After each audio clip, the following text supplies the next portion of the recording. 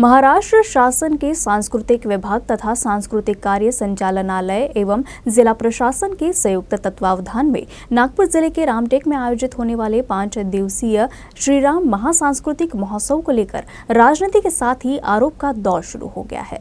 कांग्रेस के पूर्व महासचिव उदय सिंह यादव ने कार्यक्रम को राजनीतिक कार्यक्रम बताया है। वहीं पूर्व विधायक डी मल्लिकार्जुन रेड्डी ने तीर्थ क्षेत्र रामटेक के विकास को बाधित करने का आरोप अप्रत्यक्ष रूप से विधायक एडवोकेट आशीष जायसवाल पर लगाया है।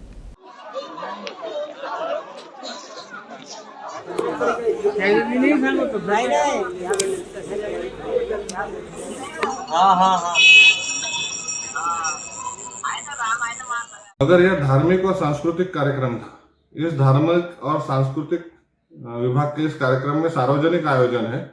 जिलाधिकारी की अध्यक्षता में पर्यटन विभाग का जो पर्यटन संचालनालय है यह कार्यक्रम कर रहा है, तो इनकी जिम्मेदारी थी सभी पक्ष के लोगों को ऑफिशियली लेटर देने की। अगर कोई बैठक ली जा रही है तो ऑफिशियली सभी को बुलाने की। मगर यह जो माननीय जिलाधिकारी और यह जो विभाग है पर्यटन, इन्होंने पर्टिकुलर किसी विशिष्ट लोगों को ही साथ में लेकर यह कार्यक्रम का आयोजन किया और ऐसा दिखाना चाह रहे हैं कि यह कार्यक्रम राजनीतिक है। यह कार्यक्रम राजनीतिक न होकर यह सार्वजनिक धार्मिक कार्यक्रम है। भगवान सबके है, इसलिए सभी पक्षों के लोगों को इस कार्यक्रम में बुलाया जाना चाहिए था। म्हणून समन्वय नसल्यामुळे सार्वजनिक बांधकाम विभाग, नगर विकास विभाग, प्रशासन विभाग यांच्यात समन्वय नसल्यामुळे रामटेक तीर्थ क्षेत्र विकास कडे दुर्लक्ष होत आहे। स्वच्छतेकडे लक्ष नाही।